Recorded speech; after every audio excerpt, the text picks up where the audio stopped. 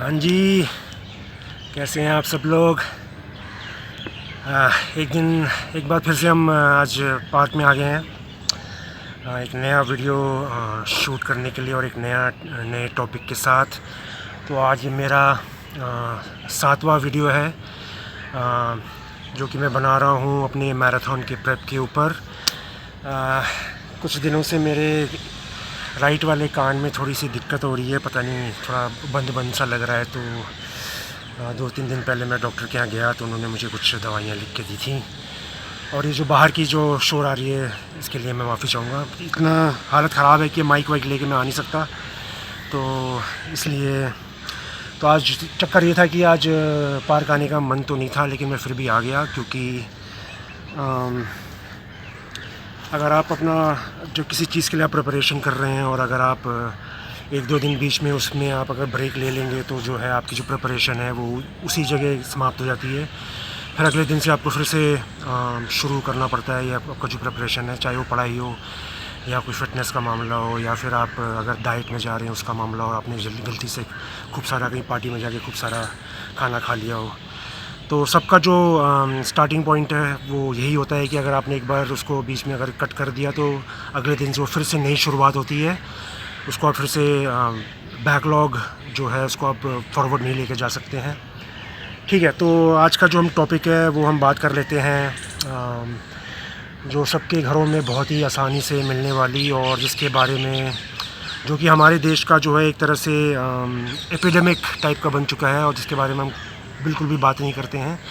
हमारा देश जो है दुनिया का डायबिटिक कैपिटल बन चुका है। हमारा देश जो है दुनिया का हार्ट अटैक कैपिटल बन चुका है। लेकिन फिर भी हम इसके बारे में जो है जो कि हमको इसके बारे में इंफॉर्मेशन काफ़ी सारी है, लेकिन हम इसके बारे में अभी भी जागरूक नहीं हैं, इंक्लूडिंग माई सेल्फ।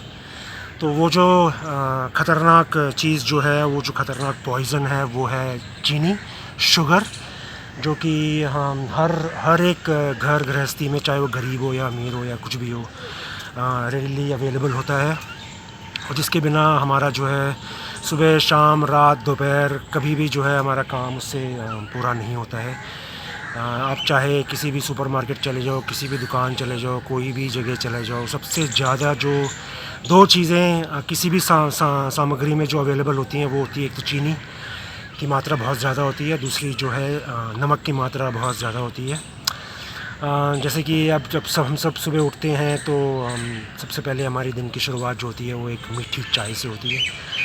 फिर अब जब हम बाहर गलती से अगर हम बाहर पार्क चले भी जाते हैं तो पार्क में अपने वॉकिंग करने के बाद जब दोस्त सारे गेड़ी मार के बैठे होते हैं तो सबसे पहले जो चीज़ हम करते हैं वो हम पीते हैं चाय, मीठी वाली चाय। साथ में हम उसके साथ या तो पकौड़े खा लेते हैं या ब्रेड पकौड़ा या नमकीन या कचौड़ी या भुजिया या ऐसी चीज़ें होती हैं, या तो वो तली हुई होती हैं या जिसमें बहुत सारी चीनी की मात्रा होती है या उसमें बहुत सारा जो है नमक होता है।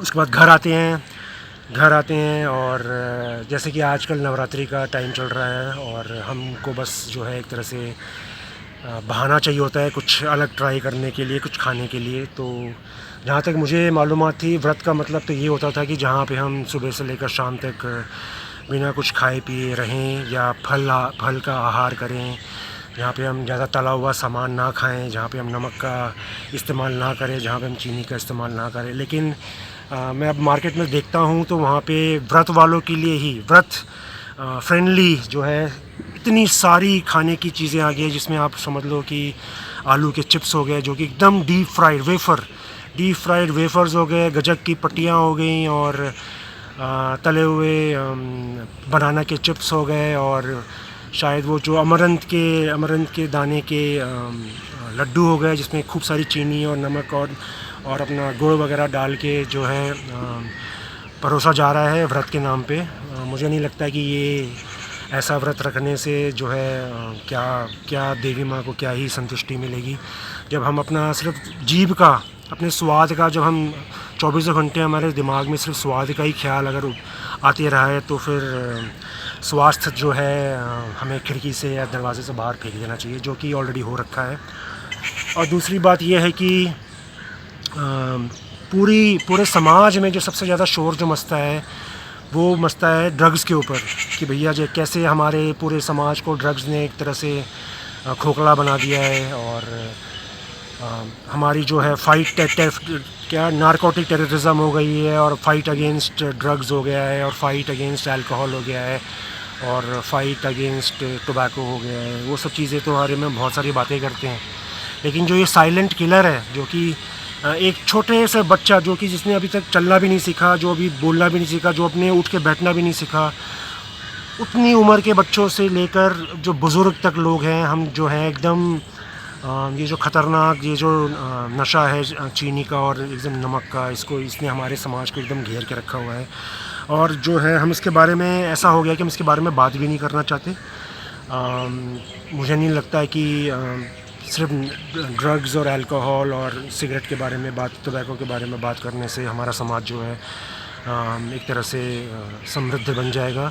जबकि टोबैको और अल्कोहल जो है सुबह से लेकर रात तक हर एक कोने में, हर एक स्कूल के पास, हर एक शॉपिंग सेंटर के पास, घरों के पास 10-10, 15-15, 20-20 दुकानें खुली हुई हैं, और धड़ल्ले से वहाँ पे नशा बिक रहा है। सरकार जो है उसको प्रायोजित भी कर रही है, उसके बारे में कोई भी शोर शराबा नहीं है।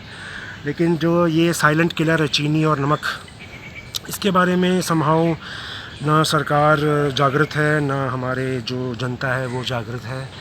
इसे हमने ऐसा as a part of our life ले लिया है। ऊपर से जो हमारी सेडेंटरी एक तरह से बैठने वाली जो लाइफस्टाइल है, जहाँ पे पूरे टाइम हम सिर्फ बैठे ही रहते हैं, और देर दनादन कैलोरी जो है चीनी और नमक और एक तले हुए सामान के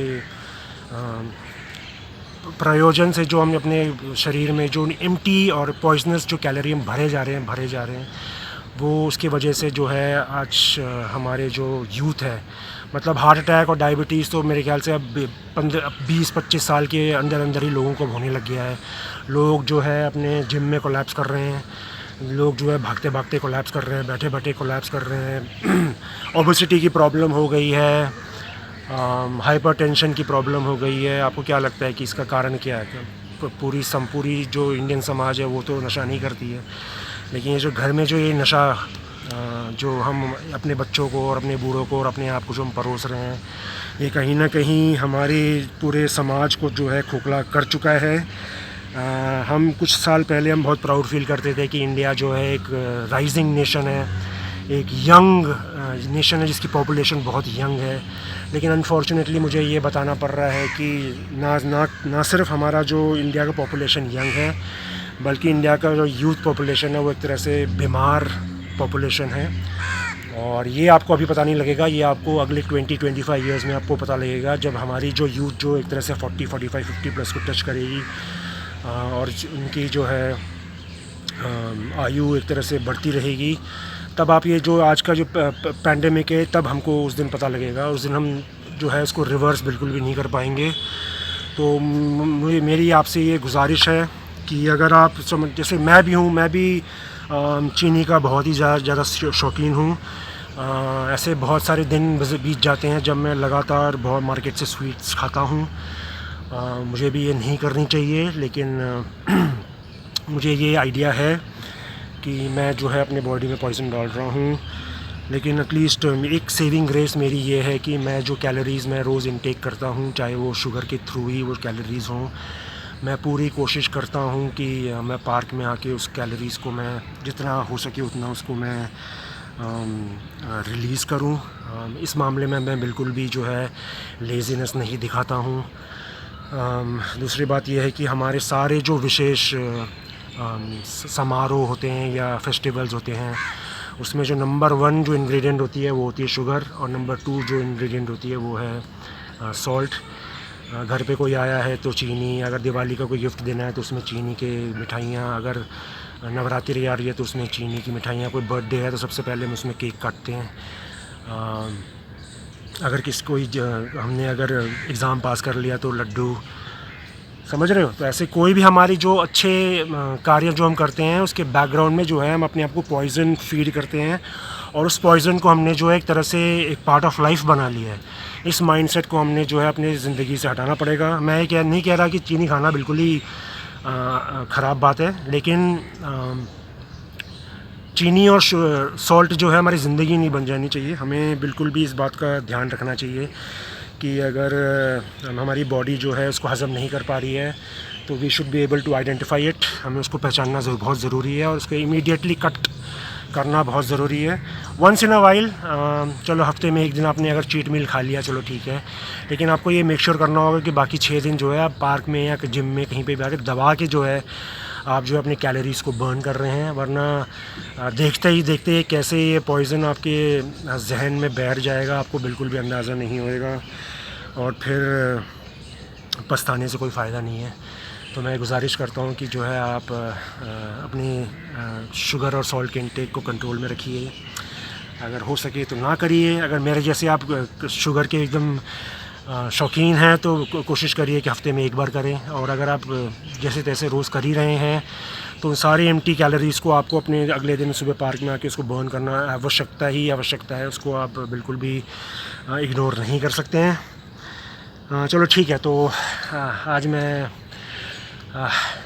गर्मी बहुत है 5 राउंड मैंने पार्क के लिए, मैं ज़्यादा भाग नहीं पाया क्योंकि ये कान में कट हो रही है भागते टाइम। तो होपफुली अगले 4-5 दिन में ठीक हो जाएगा, आई होप।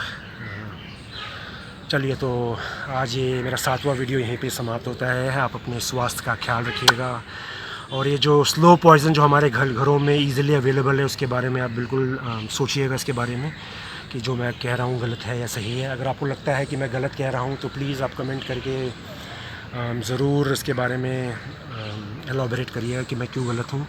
और आपको लगता है कि मैं सही हूँ और मैं सही कह रहा हूँ तो कमेंट करके ज़रूर बताइएगा कि आपकी जो ये शुगर और सॉल्ट की जो इंटेक है उसके बारे में आप अगर कुछ शेयर करना चाहते हैं तो I will be readily waiting for your comments. तो तब तक के लिए नमस्ते, stay strong, stay wild, see you soon, bye।